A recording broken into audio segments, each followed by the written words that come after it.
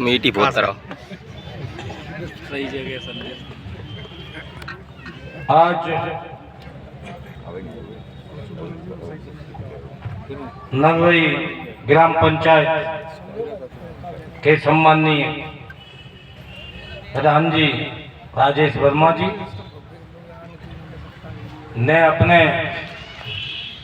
बुजुर्गों का नाम रोशन किया है और अपने बाबा और पिताजी के नाम से जो स्वागत द्वार बनाया है, बहुत ही सराहनीय कार्य है।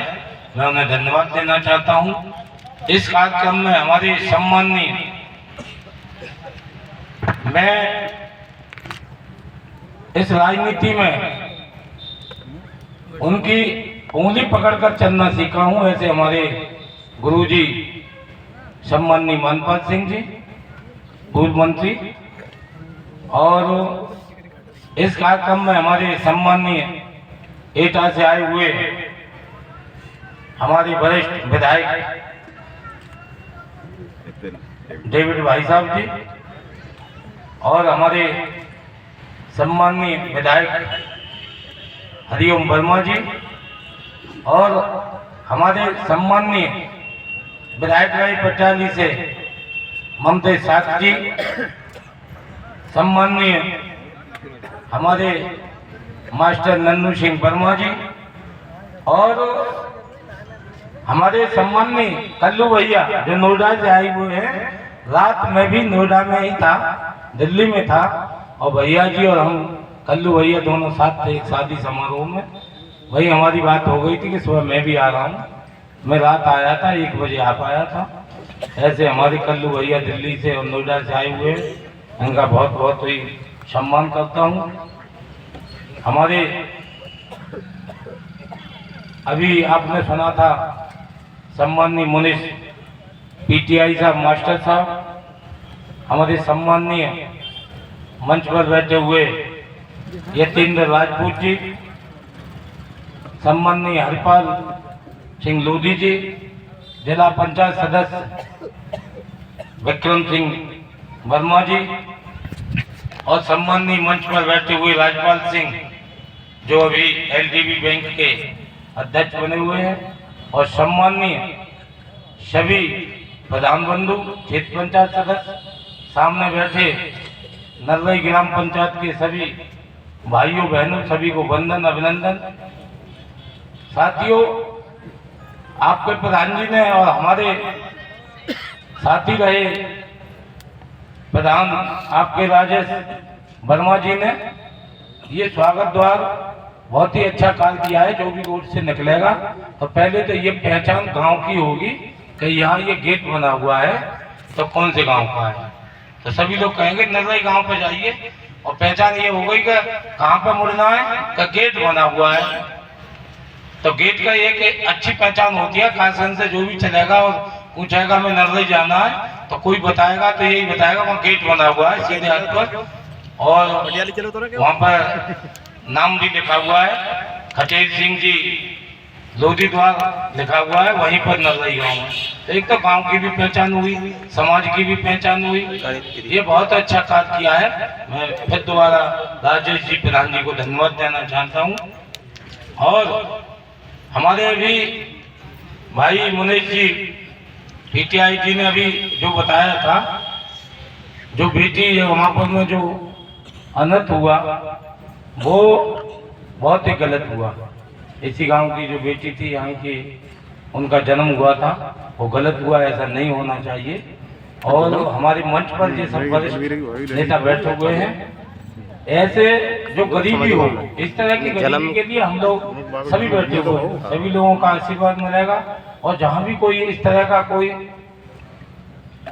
जो हमारे मुनीश पीटीआई जी ने बताया, बच्चा कोई होनहार हो, पढ़ने वाला हो, कोई गरीब व्यक्ति हो, काम चाहता हो, काम नहीं मिला हो, तो ऐसे लोगों को काम भी मिलेगा। उनका गरीब बेटी है, शादी भी हम लोग कराएंगे। तो ये कोई भी सामाजिक कार्य हो, हम लोग तैयार हैं। मंच पर सभी हमारे वरिष्ठ नेता बैठे हुए हैं, सभी लोग तैयार हैं, पहले से तैयार रहते हैं। फिर भी आप लोगों के आशीर्वाद से हम लोगों को आपने विधायक बनाया, और हमारी सरकार 2 बार बनाई है।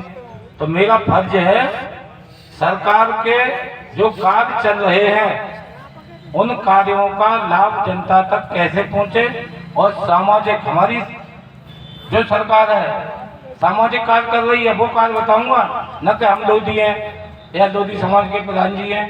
ये तो सभी समाज का कार्य हुआ है, तो सभी समाज का कार्य मैं बताने जा रहा हूँ। हमारी सरकार गरीबों के लिए अभी प्रधान के, मैं ग्राम पंचायत से ही चलता हूँ, प्रधान जी मनरेगा का कार्य करा रहे थे, 100 दिन का कार्य था, गरीबों के लिए था। आज हमारी सरकार ने 125 दिन का कर दिया है जी राम जी के नाम से, और अभी 125 दिन में 100 दिन की गारंटी थी मनरेगा में, आज 125 की गारंटी हमारी सरकार दे रही है, गरीबों के लिए है। और ये गारंटी इस काम की है कि आपको काम नहीं मिला, आपका जॉब कार्ड है, रजिस्ट्रेशन है और आपको काम नहीं मिल रहा है, तो हमारी सरकार जिन लोगों को काम नहीं मिल रहा उनको मानदेय देगी, उनको 125 दिन का पूर्ण कार्ड देगी। और कार्य भी क्या है आप लोग सभी जानते हैं, हमारे वरिष्ठ नेता बैठे हुए हैं, ये समझ लो एक किस्म की पेंशन दे रहे हैं। क्या कार्य हो रहा है मनरेगा में या जीराम जी में? कोई भांगड़ा लेके गए, 1 घंटा वहाँ फोटो खिंचवा दिए, या 2 घंटा वही टहल रहा है, कोई पानी पिला रहा है, ये तो पेंशन समझो। ये सरकार गरीबों के लिए पेंशन क्यों बनाएगी? गरीबों के लिए पेंशन टाइप ये नाम बदल देते हैं, कभी मनरेगा है कभी जीराम जी है, तो ये गरीबों का ही कार्य हमारी सरकार कर रही है, तो इसमें लाभ लीजिए। और एक और बात बताता हूँ मैं, मतलब ऐसी बातें बताऊंगा जो आपका लाभ होगा, सभी भरत समाज का लाभ होगा। एक बार हमारी सरकार 17 में बनी, डबल इंजन की सरकार बनी, उससे पहले वृद्धा पेंशन, विधवा पेंशन, विकलांग पेंशन 300 रुपया महीना मिलते थे। आज हमारी सरकार बनने के बाद 1000 रुपया महीना दे रही है। और अब जो बजट पास हुआ है उसमें क्या हुआ है पता है किसी को? अब 1500 रुपया महीना देने जा रहे हैं, अप्रैल से 18,000 रुपये साल। ऐसा घर कोई नहीं है जिसमें माँ बाप बुजुर्ग न हो, जो 60 साल क्रॉस कर चुके हैं सभी लोग पेंशन बनवाइए 60 साल। 80% 90% गांव में पात्र व्यक्ति हैं। आप लोग जागृत नहीं है, सभी समाज के लोगों से कह रहा हूँ जागृत हो जाइए और वृद्धा पेंशन बनवाइए। 18,000 रुपये महीना सरकार देने जा रही है। काई की गरीबी है? 18,000 और 6,000 किसान सम्मान निधि कितने हो गए? 24,000। 24,000 तो हमारे माँ बाप बुजुर्ग कपड़ा वपड़ा सब बनवा दोगे, खा नहीं पाएंगे? नहीं है कि नहीं बताइए? 24,000 साल मिलेंगे। 24,000 तो हमारे माँ बाप के लिए बहुत है। तो आप लोग जागृत होइए, पेंशन बनवाइए। और एक और योजना बता दूं, अभी बजट में पास हुई है, जो अपने किसान के जो ट्यूबवेल है बिल्कुल फ्री कर ही दिया, उनके ट्यूबवेल के लिए सौर ऊर्जा का सिस्टम हमारी सरकार लगवा रही है। 7.5 किलोवाट का हो चाहे 10 किलोवाट का, वो तो सिस्टम पहले से लगवा रहे थे। और इसी बजट में अभी जो डीजल पंप सेट, हमारे क्षेत्र में डीजल पंप सेट है, डीजल पंप सेट जिन लोगों के लगे हुए हैं उनके लिए सौर ऊर्जा ट्यूबवेल हमारी सरकार दे रही है। आप लोग कांटेक्ट करिए, अप्रैल से नियम लागू हो जाएंगे और जितने डीजल पंप सेट हैं सभी के लिए सौर ऊर्जा ट्यूबवेल हमारी सरकार दे रही है। 80% छूट पर 80% छूट मिलेगी आप लोगों को, तो इसमें जागृत हो जाइए। तो गरीबी तो रहेगी नहीं, आप कार्य तो करिए, बहुत कार्य है गरीबी के हमारे। तो अब मैं अपने मैंने 2-4 बातें बता दी सरकार की, जो जिससे लाभ मिलेगा, सभी समाज को लाभ मिल रहा है। जैसे आवास है, आवास आपने पता होगा 17 से पहले एक भी आवास कासगंज जिले में एक भी आवास नहीं बना था। हमारे गुरु जी बैठे हुए, गुरु जी हमारे मंत्री जी थे और 5 साल सरकार में रहे, एक भी आवास कासगंज जिले में नहीं बना था। और सरकार हमारी बनने के बाद सभी के जो 2011 की जो सूची थी, सर्वे हुआ था, उन सभी व्यक्तियों के हमारी सरकार ने आवास बनवा दिए। और 18-19 में जो सर्वे हुआ, उन सभी व्यक्तियों के लिए आवास बनवा दिए। और शहर में तो इतना आवास बनवाया, 60% आवास उन लोगों को बना है जो लोग हमें वोट नहीं करते हैं। जैसे मोहम्मदन लोग हैं, एससी के बस्ती में 60% आवास उन लोगों को दिया है। तो मैं कोई